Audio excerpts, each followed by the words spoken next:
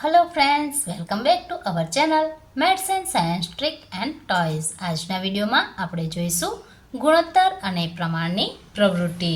તો સૌપ્રથમ આપણે જોઈશું ગુણોત્તર કોને કહેવાય। આપણે બે જથ્થાઓની સરખામણી કેટલા ગણા પદમાં કરીએ છીએ, આ જે સરખામણી છે જેને આપણે ગુણોત્તર તરીકે ઓળખીએ છીએ। તો અગાઉના વિડીયોમાં પણ આપણે ગુણોત્તરની એક ખૂબ જ સરસ મજાની પ્રવૃત્તિ જોઈ, જેની લિંક તમને નીચેના ડિસ્ક્રિપ્શન બોક્સમાં જોવા મળશે। હવે આપણે આજના વિડીયોમાં આ એક ગુણોત્તર માટેની નવી પ્રવૃત્તિ જોઈશું। તો સૌપ્રથમ આપણે અહીં એક જે લંબચોરસ છે એમાં કેટલાક આકારો છે।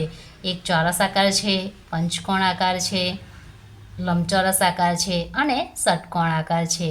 તો આપણે આ આકારોનો ગુણોત્તર કઈ રીતે શોધી શકીએ, તો તેની માહિતી આજના વિડીયોમાં મેળવીએ। તો અહીં સૌપ્રથમ આપણે લઈશું કે આપણી પાસે એક લંબચોરસ આકાર છે। તો લંબચોરસ આકાર અને પંચકોણની સંખ્યાનો ગુણોત્તર, તો આપણે અહીં લખીશું લંબચોરસ અને પંચકોણની સંખ્યાનો ગુણોત્તર। તો અહીં આપણે સૌપ્રથમ આપણો આકાર અહીં લંબચોરસ છે, માટે અહીં આપણે જોવાનું છે કે આપણી પાસે કેટલા લંબચોરસ છે, એક। તો અહીં આપણે અંશમાં લખીશું એક। અહીં પ્રથમ જે આકાર અથવા પ્રથમ જે શબ્દ છે અંશમાં લખવાનો આવશે, બીજો જે આકાર છે આપણે છેદમાં લખવાનો આવશે। અહીં આપણે જોવાના છે કે આપણી પાસે ટોટલ કેટલા પંચકોણ છે, તો 1, 2 અને 3, માટે આપણે છેદમાં લખીશું 3, માટે આપણને જવાબ મળશે 1/3। તો લંબચોરસ અને પંચકોણની સંખ્યાનો ગુણોત્તર બરાબર 1/3। હવે આપણે બીજો આકાર લઈશું ચોરસ। તો અહીં આપણે લખીએ ચોરસ અને ષટકોણની સંખ્યાનો ગુણોત્તર।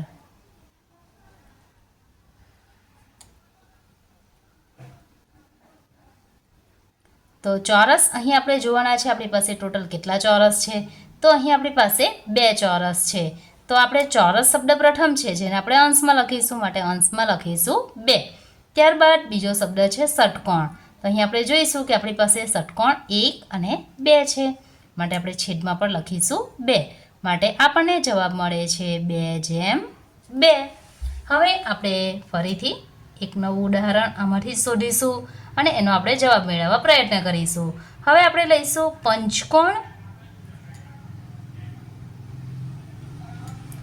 અને ચોરસની સંખ્યાનો ગુણોત્તર। તો અહીં આપણે સૌપ્રથમ પંચકોણ ગણીશું।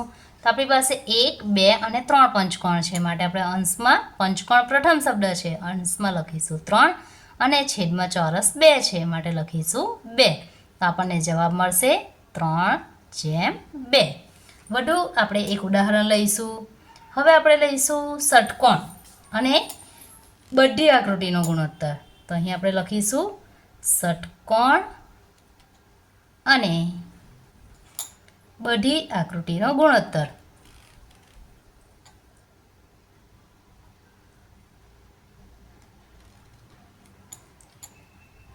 તો અહીં આપણે જે આપણી પાસે ષટકોણ છે એની સંખ્યા 1 અને 2 છે, માટે અહીં આપણે લખીશું અંશમાં 2। ટોટલ આપણી પાસે કેટલી આકૃતિઓ છે, તો અહીં 1, 2, 3, 4, 5, 6, 7 અને 8 આકૃતિઓ છે, માટે આપણે છેદમાં લખીશું 8, માટે આપણો જવાબ બનશે 2/8। અહીં આપણે ષટકોણ અને બધી આકૃતિનો ગુણોત્તર શોધ્યો, એ જ પ્રકારે કોઈ પણ આપણને આકૃતિ આપી હોય તો આપણે એનો ગુણોત્તર ખૂબ જ સરળતાથી શોધી શકીએ છીએ। હવે આપણે પંચકોણ અને બધી આકૃતિનો ગુણોત્તર શોધીશું।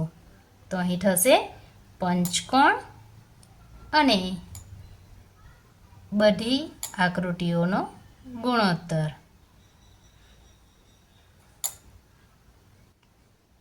તો આપણી પાસે અહીં પંચકોણની સંખ્યા છે 1, 2 અને 3, અને આપણી પાસે ટોટલ આકૃતિ છે 1, 2, 3, 4, 5, 6, 7 અને 8, માટે છેદમાં લખીશું 8. જવાબ મળશે 3/8.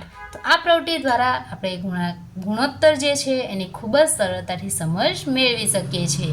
જો મિત્રો તમને આ વિડીયો ગમ્યો હોય તો અન્ય વિદ્યાર્થીઓ સુધી પહોંચાડવા પ્રયત્ન કરશો, જેથી દરેક વિદ્યાર્થી ખૂબ જ સરળતાથી ગુણોત્તરની સમજ કેળવી શકે. Thank you.